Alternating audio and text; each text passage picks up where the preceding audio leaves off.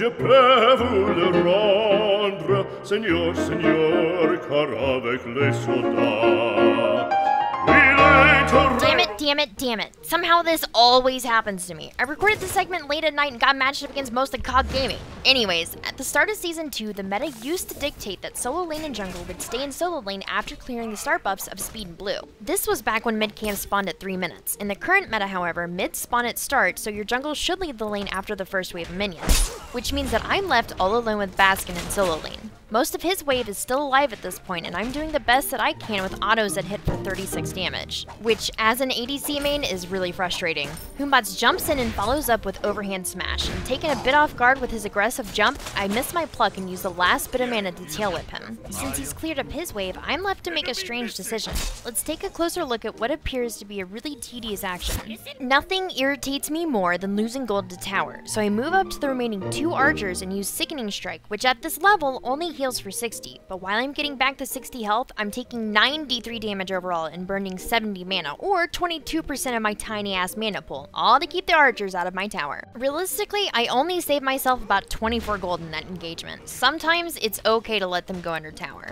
With the new wave marching up, I try to line a sweep pull that would put Monkey under the tower, but decide that a tail fling into a missed charge prey is far better suited to my skill level. We trade cone abilities, but thanks to my choice of steel mail start and natural tankiness, I survive after my opponent has emptied his kit. I put another point into Sickening Strike and find myself in the exact same situation that I was in just a few moments ago. Only difference this time, there are 3 archers. Essentially, I have absorbed 181 damage for 90 health returned, in addition to the 54 gold for keeping the archers out of the tower at 2 minutes. Retribution time, I finally line up the money shot, but lack the ability to capitalize because I literally spent all of my health and mana trying to keep up with the wave pressure. With another wave coming up, I'm trying to think of a clever way to clear when Humbot surprises me with a teleport under tower. The tower shot chases him off for the time being, and I'm left to watch the entire wave fall to the tower. 87 gold was lost, and the only reason Humbots has taken any damage is because of tower shots and overextension. My jungle and mid finally come to my aid, and I carelessly use the last bit of mana I had for a quick heal, and we move into position. Cirquette's presence forces Monkey's jump, and she pounces in for the ult while I take my sweet time to line up another pull that misses by a long shot. Mid Ao Kuang lands the kill, and we march back to the wave triumphantly. There's a lot of farm to be had in lane, and I don't want to miss out on it because of the lost wave earlier.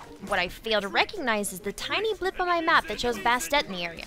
Even Ao Kuang's warnings to retreat don't do anything to scare off this Nile crocodile, and I'm left to soak up Bastet's ultimate. To be fair, I had to back anyways.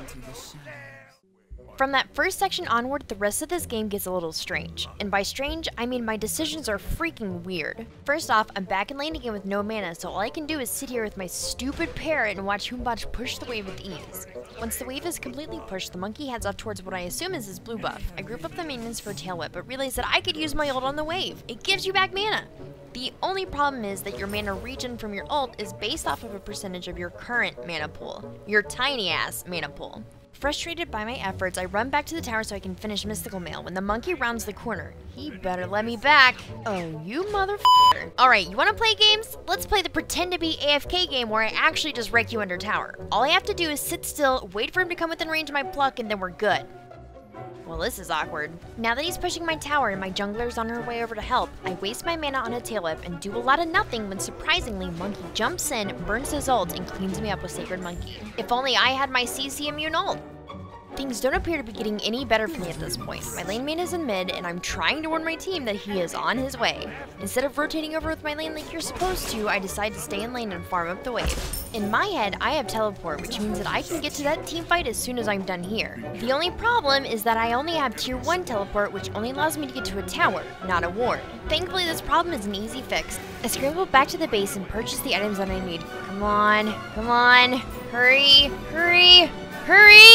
Alright, I got it. I'm on my way. Now, which ward should I port in on? The fight is happening over here, so...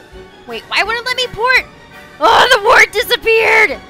In general, if you're going to be purchasing teleport as an active, in order to get the full use out of it, you should have this item completed as soon as possible so you can be a presence in fights wherever they happen.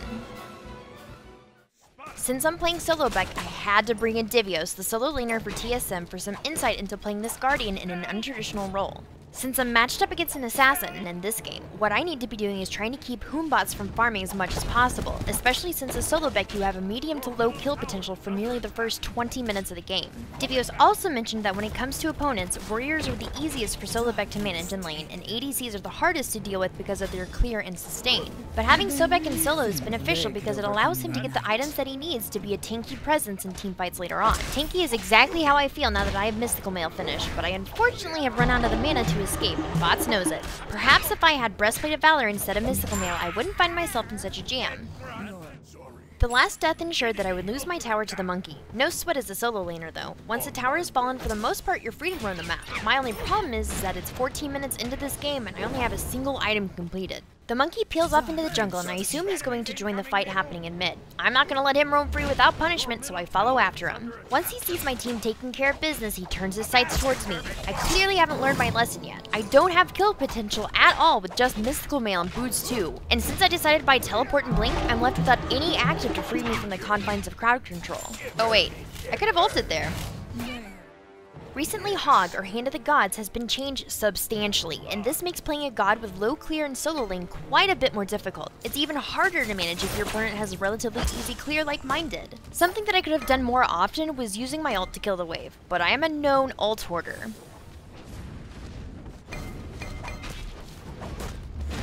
At this point, I'm ready to have my revenge on this tower, and once Monkey ports in, I try to dash out, but the drums send me back towards the tower. I tail whip him away for a moment, and Serket jumps in to the rescue. He uses beats to get out of her ult, and I dive into the floor for mine. I could use the slow on the ult to try to get away safely, but the greed is too much to resist. Do you remember what I said earlier about being a tanky presence later on? Even though I only have 2.5 items, I can still provide for my team by being a nuisance to my enemies. I show up too late to distract Bastet, but Guan Yu is still ripe for the annoyance, and we trade a few autos before I pluck him backwards into the wall. Neith sees the potential for an assist and ults to keep him in place. Ao Kuang joins in on the fun and bursts him down. Solobek doesn't even necessarily have to do any damage to be useful. His kit is full of debuffs, slows, and knockups. Just show up to the fight and use your abilities. If your team follows suit, it will be worth your while. I've had just about enough of Baskin outplaying me. I don't care how many cooldowns I waste, mana I burn, or time I invest, I'm taking this nerd down. This is for every time that I've been sniped in-game, on and off stream. You think you're going to get away, don't you? You're long overdue for a death by Smitten's hands. Get over here! With one final missed pluck, I'm close enough to use Tail Whip to pick up the kill. Yeah, that's right. Feeling emboldened by my first kill of the game, I march triumphantly towards middle lane where I see the enemy team collapsing on Wukong and Serket. Wukong calls for the retreat as he flies across mid lane into the other side of the jungle. What I fail to recognize is the Kukulkan sneaking up behind me, and before I know it, I'm the one who needs rescuing. The only thing that is going to save me from becoming a new pair of boots is trying to teleport out. Come on, so close! Ugh! Get out of my casual games! And now, ladies and gentlemen, may I present to you the pièce de résistance. The most embarrassing clip of the entire game starts now. My team has done a fantastic job of keeping this game at pretty much dead even despite my inexperience with solo lane. I can see on my minimap that 3 of the 4 enemies alive are currently entertaining my team, and I feel safe enough to split push this tower. Bastet appears to be upset that I've crossed her territory, and before she can deal any damage, I pluck her behind me and proceed to spam all my cooldowns on her while taking tower shots. Once I realize a teammate has died, I briefly consider leaving this lane to find ventures elsewhere, but settle on placing a sentry ward and keeping pressure on this side of the map. Surprisingly, Homie FA stayed in the lane despite being at half health, and I can't help but feel like he is somehow issuing a challenge. And since I'm not one to back down, I turn on tunnel vision and proceed to spam my abilities on Bastet, but instead of letting my ult charge up, I chomp down. I failed to kill the cats that are slowing me, but instead of backing down, I take one more declaw to the face and fall under tower. Now that I've slightly recovered from the trauma to my ego, I have my eyes set on the fight happening in mid. We're already 2 men short and Serket is taking lots of damage. But since Serket has come to my aid several times this game, it's time that I became the hero that she needs. After Mystical Mail picks me up for a revenge kill on Bastet, Ao Kuang and I turn our attentions towards the lonely Medusa, who is quickly joined by an injured Kukulkan. Don't worry, Ao Kuang, we'll show this nerd who the real Dragon King is. I lurk in the waters, taking shot after shot before I finally hear the pings of my team and realize that I'm up a creek without a paddle.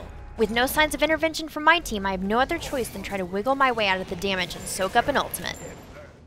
This game is actually insanely close right now. We are ahead by 800 gold and they are ahead by 1 kill. It is starting to look like we have an actual shot at winning here. I'm getting close to the blink pull on Hoombots when the sound of someone blinking in behind me startles me and I miss the pluck. It doesn't matter, I've got Baskin's Death in my sights again, and once Bastet uses Hurl, I grant myself some CC immunity for a few moments before I take him down again. No time for celebration as I'm confronted by Guan Yu in the jungle. I try to create distance by using my tail whip, turn for a quick heal, and haul butt down the lane towards my base. And just when I think I've made it out alive, I hear Guan Yu activating his ultimate. Almost there. Ugh, so close!